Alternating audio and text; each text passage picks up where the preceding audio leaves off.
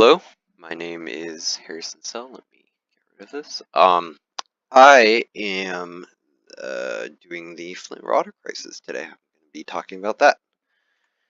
Okay, so prelude. So we have the automotive industry. We have General Motors. We have Cadillac. We have all these companies in Flint. It's like a small Detroit. It's a big happening place. Everybody, there's a lot of people coming in, a lot of industry. But the industry means that a lot of that waste is dumped into the Flint River, and that of course affects the Flint River itself, makes it a lot more polluted. And until the Clean Water Act, that wouldn't change. It would stay very polluted. Um, and that would, in the short term, because it's a moving body of water, it would clean itself up pretty well after people stopped polluting it, the automotive industry specifically. Um, but that resulted in a lot more chloride being present in the river water, um, which was a problem, especially because around the same time, lead piping to connect people, the water main, that runs along the street to people's homes. That connection that goes under your lawn, that was made out of lead to cut costs. That was seen as the most effective method, and at that time it was no problem. But later it would be, um, both the pollution in the Flint River and the lead piping. So let's continue. Okay, switching water sources. Fast forward to 2014, Flint is broke.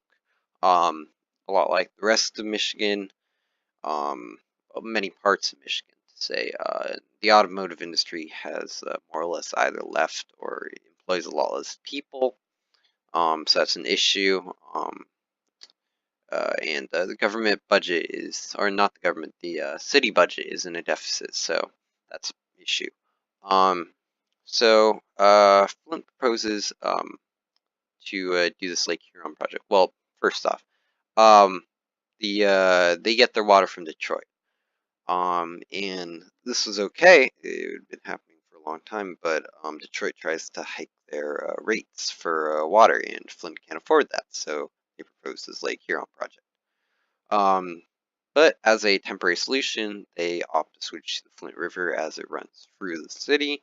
It's cheap, and of course, at that point, Detroit was threatening to cut off the water supply because Flint would not pay for it.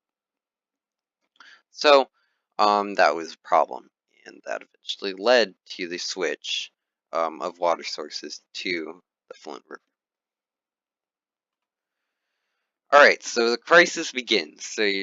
Residents immediately after the switch start to report weird changes in the water. Talking about coloration, it starts to be brown or even almost black sometimes, orange brown. It starts to smell weird, taste weird. People don't like it. It's nasty. Um, and it doesn't look like water, basically. Um, and health problems also start to appear amongst people. Hair loss, nausea, a bunch of other complications, issues, just countless problems. But the government insists that the water is fine when people bring this up. They say they tested it, might not be suitable for the elderly or children, but they say it is completely safe and okay. The crisis continues. One of the employees government employees who did that investigation, they secretly sent a report to a local activist, and this report stated that the Flint water actually was not good. It was actually highly contaminated with lead. Um, and I believe the city then, when she brought this up, the city did an investigation to her own water and said, "Oh, it's just your pipes. It's just the pipes that lead from the water main to your house." The activist Congress, that is. And they said, well, it's just your problem. The water's safe. So that was kind of they kind of shoved that under the rug. But it wasn't until a Virginia Tech study did test the blood levels in children, school students, found they were incredibly high, much higher than national average. They tested the water in many people's homes, and eventually they figured out that yes, the entire city was contaminated with lead. Um, there was huge lead contamination in the water, more than what was legally appropriate. So the government, after that story goes public, there's national uproar, and the government finally is forced to admit that there is contamination in the water. Public outcry. So there's protests over the water from City Hall to the state capitol.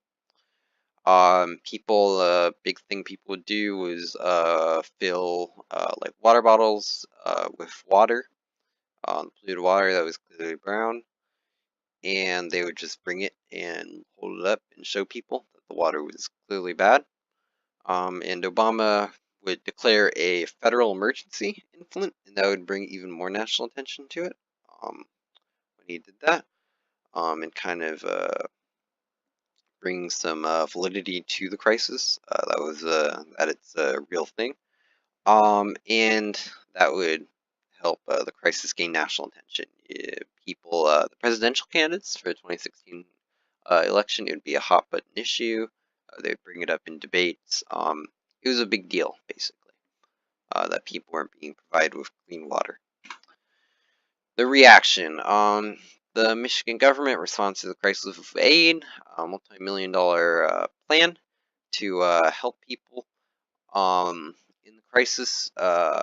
They brought bottled water, plastic water bottles, filters. They provided all those for free to the people of Flint to help the crisis, and many people around the country came to help people of Flint. And eventually, Flint switches back to the Detroit water supply, which they actually had the chance to do before, when people were complaining at first, but the Flint City didn't because they said the water supply was fine. And also, the city promised to fix the lead piping, which they said they would finish by 2019. And it takes a long time because it requires going home to home, digging up the old pipes and replacing with new ones. So it's taking time. But of course, the acidic Flint water isn't being used anymore. So that's the important part. Flint today. Currently, an investigation is going on into multiple state officials that have been charged. Uh, other officials are under investigation. This has to do mostly with a outbreak of Legionnaire disease started, along with the switch in water supply that killed 12 people. I believe recently the governor is not being investigated anymore in the crisis. That's very recent news. I think it's in the last couple days that they announced that.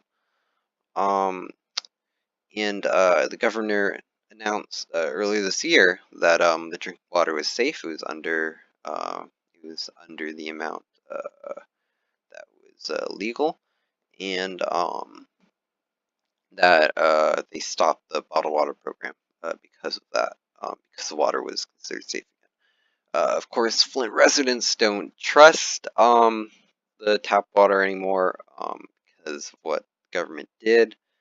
And of course, the health problems because lead persists forever. It doesn't go away, it can't be treated. High levels of lead, especially amongst children, will affect them throughout their lives and affect a generation of Flint residents. Takeaways. Okay, we must always be vigilant as citizens of what our government does. If our government or other people are lying to us, we must always be active citizens in our society. It's very important at the end of the day to stop government from doing things like in Flint. We must sometimes take action. to fight that. And our effect on the environment can in turn affect society. This means that um, that basically what we put into the environment is what we get out. If we put in pollution, we get that out. If we try to help the environment and be sustainable, we get that out. Basically, we are very connected to our environment. We are not separated from it. We are a part of our ecosystem, and it is incredibly important that we protect the ecosystem because it can cause disasters if we don't do it correctly, like in Flint. Thank you for watching my presentation, and I hope you have a great day. So, see you later.